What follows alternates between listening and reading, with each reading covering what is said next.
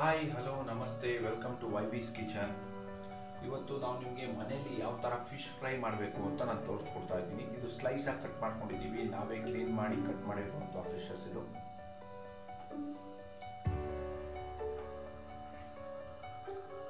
ನೋಡಿ, ಈ ಫಿಶ್ನ silver fish ಅವರು ಬ್ರಿಗೇಡ್ ಫಿಶ್ ಅಂತ ಹೇಳ್ತಾರೆ.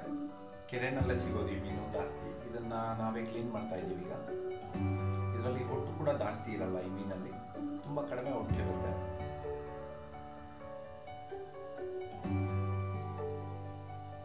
ಫ್ಲೆಶ್ ಚೆನ್ನಾಗಿ ಸಿಗುತ್ತೆ ಈ ಮೀನಲ್ಲಿ.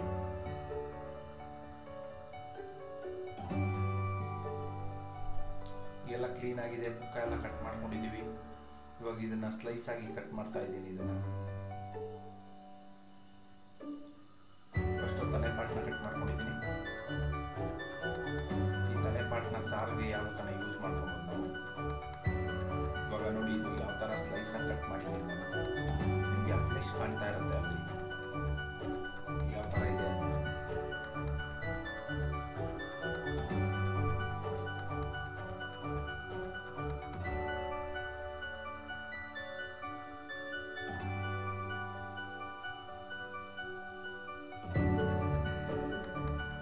ಇವಾಗ ಬನ್ನಿ, ನಾವು ಮಸಾಲೆ ಯಾವ ಥರ ಪ್ರಿಪೇರ್ ಮಾಡ್ಕೊಬೇಕು ಅಂತ ತೋರಿಸ್ಕೊಡ್ತೀವಿ. ಇದರಲ್ಲಿ ಯಾವುದೇ ಥರ ಚಾಪ್ ಪೌಡರ್ ಆಗಲಿ ಏನು ನಾವು ಆ್ಯಡ್ ಮಾಡ್ತಾ ಇಲ್ಲ. ಮೊದಲಿಗೆ ಶುಂಠಿ ಬೆಳ್ಳುಳ್ಳಿ ಪೇಸ್ಟ್ ಒಂದು 3 ಸ್ಪೂನ್ ಹಾಕ್ತಾ ಇದ್ದೀನಿ. ಹೋಮ್ ಮೇಡ್ ರೆಮಿಡಿ ಇದು. ಇವಾಗ ಖಾರದ ಪುಡಿನ ಹಾಕ್ಕೊತಾ ಇದ್ದೀನಿ. ಅಚ್ಚ ಖಾರದ ಪುಡಿ 2 ಸ್ಪೂನು. ಇದರಲ್ಲಿ ಏನಂದರೆ ಕಲರ್ ಚೆನ್ನಾಗಿರುತ್ತೆ, ಖಾರ ಕಡಿಮೆ ಇರುತ್ತೆ. ಜಾಸ್ತಿ ಹಾಕ್ಕೊಂಡ್ರೆ ನಿಮಗೆ ಕಲರ್ ಚೆನ್ನಾಗಿ ಕಾಣುತ್ತೆ.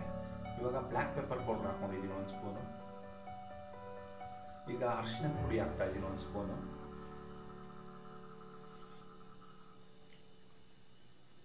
ಇವಾಗ ಇದು ಗರಂ ಮಸಾಲೆ 1 ಸ್ಪೂನ್ ಹಾಕಿದ್ದೀನಿ.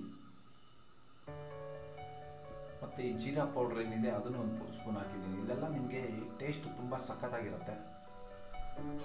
ಇವಾಗ ಇದಕ್ಕೆ ಕಾರ್ನ್ಫ್ಲೋರ್ ಮಿಕ್ಸ್ ಮಾಡ್ತಾ ಇದ್ದೀನಿ. ಕ್ರಿಸ್ಪಿನೆಸ್ಗೋಸ್ಕರ ಇದು ಕಾರ್ನ್ಫ್ಲೋರು ಒಂದು 3 ಟೇಬಲ್ ಸ್ಪೂನ್ ಅಷ್ಟು ಹಾಕ್ತಾ ಇದ್ದೀನಿ. ಅಂದರೆ ಜೋರಾಗೆ ಸ್ವಲ್ಪ ಸ್ಪೂನ್ ಜೋರಾಗಿ ಹಾಕ್ತಾ ಇದ್ದೀನಿ, ನಮ್ಮ ಸ್ಪೂನ್ ಸೈಜಲ್ಲಿ.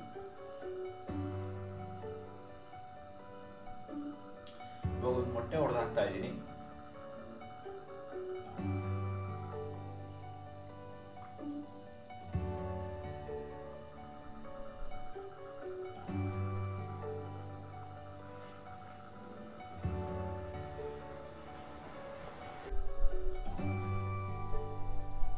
ಮೊಟ್ಟೆ ಹೊಡೆದು ಹಾಕಿದ ನಂತರ ಇವಾಗ ಇದನ್ನು ಚೆನ್ನಾಗಿ ಮಿಕ್ಸ್ ಮಾಡ್ಕೊಬೇಕು ನಾವು. ನೋಡಿ, ಈಗ ಕೈಯಲ್ಲೇ ಕ್ಲೀನಾಗಿ ಮಿಕ್ಸ್ ಮಾಡ್ತಾ ಇದ್ದೀನಿ ನಾನು ಇದನ್ನ.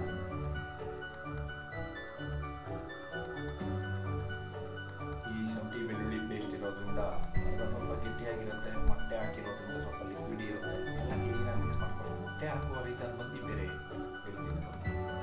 ಇವಾಗ ನೋಡಿ, ನಿಂಬೆಹಣ್ಣಿನ ರಸ ಹಾಕ್ತಾ ಇದ್ದೀನಿ. ಹಾಫ್ ನಿಂಬೆಹಣ್ಣು ತೊಗೊಂಡಿದ್ದೀನಿ. ಇದರಲ್ಲಿ ಹಾಫ್ ನಿಂಬೆಹಣ್ಣು ತೊಗೊಂಡು ರಸ ಹಾಕಿದ್ದೀನಿ. ಇವಾಗ ರುಚಿಗೆ ತಕ್ಕಷ್ಟು ಉಪ್ಪು ಹಾಕ್ತಾ ಇದ್ದೀನಿ. ಇದನ್ನು ಚೆನ್ನಾಗಿ ಮಿಕ್ಸ್ ಮಾಡ್ಕೊಬೇಕು ನಾವೀಗ.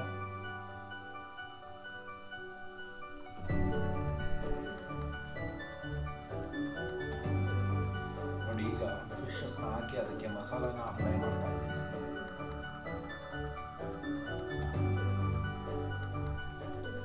ಚೆನ್ನಾಗಿ ಎಲ್ಲ ಮಸಾಲಾನ ಅಪ್ಲೈ ಮಾಡಿ ಬ್ಯಾಕು ಹಿಂದೆ ಮುಂದೆ ಎಲ್ಲ ಕಡೆ ಮಿಕ್ಸ್ ಮಾಡಿ ಕ್ಲೀನಾಗಿ. ನಾನು ಇದು 1.5 kg ಇದೆ ಮೀನಿದು. ಫ್ರೈಗೋಸ್ಕರ ಅಂತಲೇ ತಂದಿರೋದು. ನೋಡಿ, ಈಗೆಲ್ಲ ಮಸಾಲೆ ಕ್ಲೀನಾಗಿ ಅಪ್ಲೈ ಆಗಿದೆ.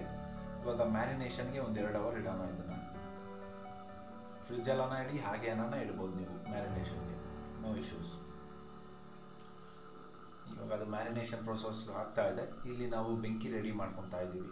ನಾವೇನಂದರೆ ಇದು ತಂದೂರಿ ಗ್ರಿಲ್ ಪಾಟ್ ಅಂತ ಮಾಡ್ಕೊಂಡಿದ್ದೀವಿ. ನಾವೇ ಹೋಮ್ ಮೇಡ್ ತಂದೂರಿ ಪಾಟ್ ಇದು.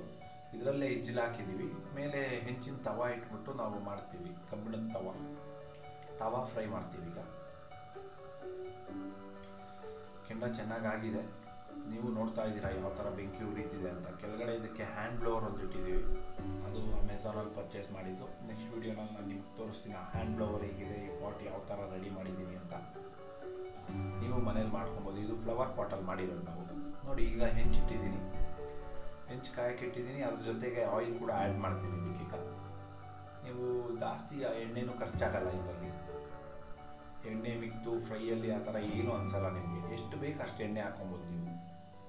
ನೋಡಿ ಇಲ್ಲಿ ನನಗೆ ಎಣ್ಣೆ ಹಾಕ್ಬಿಟ್ಟು ಅದಕ್ಕೆ ಫಿಶ್ ಫ್ರೈಸ್ನ ಆ್ಯಡ್ ಮಾಡ್ತಾ ಇದ್ದೀನಿ. ಮಸಾಲೆ ಮ್ಯಾರಿನೇಷನ್ ಇಟ್ಟಿದ್ದನ್ನ ಎತ್ತಿ ಒಂದೊಂದೇ ಆ್ಯಡ್ ಮಾಡ್ತಾ ಇದ್ದೀನಿ.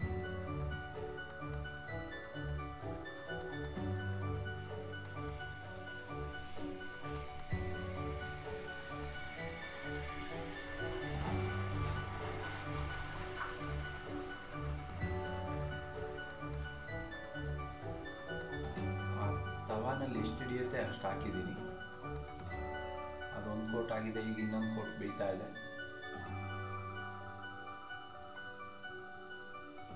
ಎಲ್ಲ ರೆಡಿಯಾಗಿರೋದನ್ನೆಲ್ಲ ಎತ್ತಿ ತಟ್ಟೆಗೆ ಸರ್ವ್ ಮಾಡ್ಕೊತಾ ಇದ್ದೀನಿ.